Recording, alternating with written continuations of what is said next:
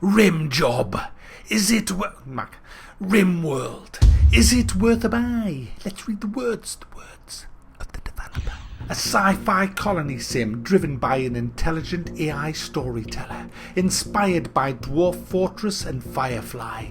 Generates stories by simulating psychology, ecology, gunplay, melee combat, climate, biomes, diplomacy, interpersonal relationships, art, medicine, trade, and more. So what is Rimworld then? Well, you have crash landed on a planet with your fellow Rimmers and Mac. And you have got to survive. Well, actually, the object of the game is not only do you have to survive, but you have to build a spaceship to get the off the planet. I want to start by saying that I played this and I forgot I'd played it until I started playing it again just in the last day. I remembered that I played this quite a lot before it came onto Steam in Alpha 10 or 9 it was, I can't remember, a long time ago. I don't know why I didn't do a Worthabuy on it back then, I really don't, but I did play it quite a lot, and as I started to play it again yesterday, I realised that, I know how to play this game, and I was just away with it. So I haven't got a lot to show you because obviously all my saved games don't work anymore with the new version of Rimworld that came out yesterday. So what I'm going to do, I'm going to tell you what the game's about, but I won't have a lot of video to show you for this. But that doesn't really matter because you kind of want to know, is it worth paying the price, which is £22, guys. It is not cheap for an early access game. £23 actually, it's £22.99. So let's start by the options. Now the options for gameplay are just amazing. The game works, like I've already said, by this storyteller. Now what that does essentially is it controls what happens to you, and you can choose different storytellers. They're just like difficulty levels really, and there's like a free play mode as well. Not only can you edit that side of things, which is really cool, but you can then dig down deeper into the specifics of the game setup. For example, you can set where you start. You can set a random key to generate a world, and you decide whereabouts in that world you want to be. A good way to start is where you can grow your crops all the year around. You want trees, you want rocks, so a forest near mountains is also a good choice because you've got to harvest all of these things to survive. It's a brutal game, this, so you have to give yourself a decent start if you're new to it. On top of that, you'll be generally given 3, depending on how you select the game, you'll be given 3 people to control, but you can edit that as well and give yourself more than that if you want. You can also edit how much resources you've got from your crash site, so you can bump all that up if you want to give yourself that extra head start. I don't really think you need to because the game is it is hard.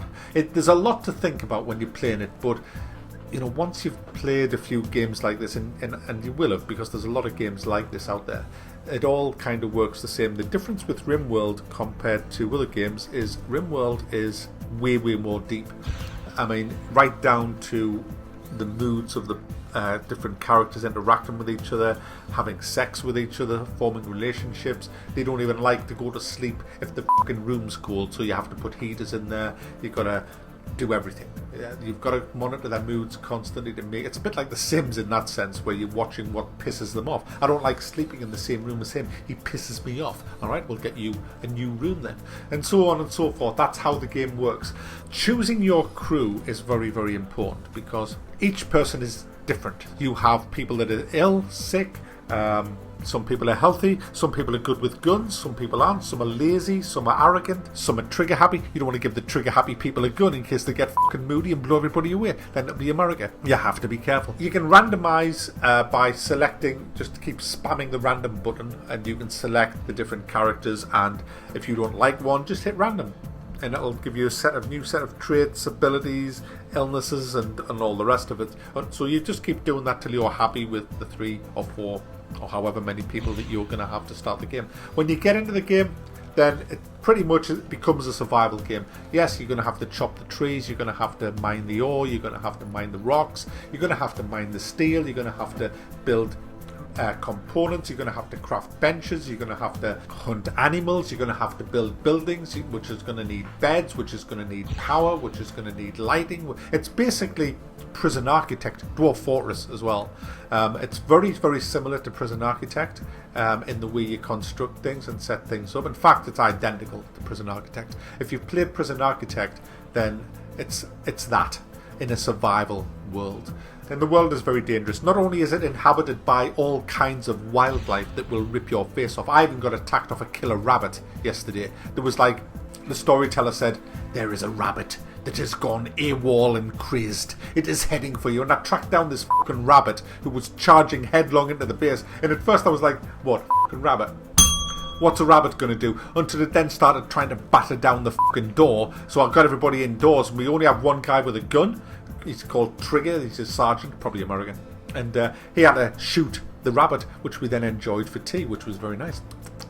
In order to survive the world, which has other factions, has tribes of natives, some are friendly, some are hostile, and the storyteller might just suddenly decide to raid your camp and send a raiding party in to steal your shit and murder everybody. So you have to be prepared, and you can do that by setting up different traps. As the game progresses, you can get turrets and all kinds of stuff, build more weapons, arm all your team. You can set up like a little bit of a drill, a militia, you know, a little like group of yous that are all psychos, and they'll defend. You'll also have people who won't ever pick up a gun and won't ever fight back. They're just complete pacifists. People who are incapable of violence, and you know, but they might be good at researching stuff. They might be good at cooking, and you have to be careful that you do have a cook. A cook.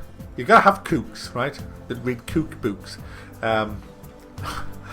You need people who can plough the land and sow seeds and gather the crops, and you need crafters to build things. It's in depth, it's very, very in depth, and relationships will start building between your people. Also, new people will come and join your group, and so your group expands. You start trading with the local tribes. Guys, what I'm trying to say is it's very, very deep, this game, and the world is really good. It's really big, and every game is different. I mean, I've played, I think, 5 different new start games with this, and every one has been different. None of them have been the same, but it's $22.99 and it is an early access game. But what you have to understand with this is it might still be an early access, but it isn't an early access game. It doesn't feel like an early access game. The bugs, a lot of them have been ironed out. It plays well. It's got a massive amount of game in there. You will get your money's worth out of this. I mean, it says I've probably played 2 hours on Steam, but in all I've probably hit about 20 hours, and I'm still nowhere near sick of it.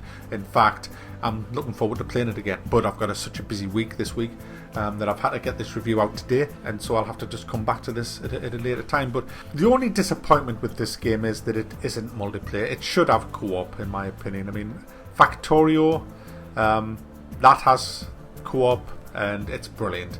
This really could use it, but it's a fantastic single player experience, and to quote the developers, they said it's a fun idea, but it's not on the horizon, I'm afraid. So it doesn't look like we're going to get co-op or multiplayer in this game, which is a big shame, but it would be fun to have that. But that doesn't mean that it's a bad game. It's still an amazing single player experience, and if you want something to get your teeth into, and that's the thing with this, it's a game you can really get your teeth into. It's not a shallow game at all, and you know how I always go on about games that are fucking shallow and we've seen it all before, and this is the opposite. This is why I like PC games. This is the kind of game that is why I love PC games, because they are deep, they are meaningful, they are enjoyable, they are something that you can just bang out the hours with.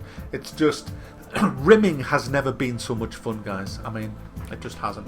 So there you go, guys. This is Rimworld, and it is definitely worth a buy.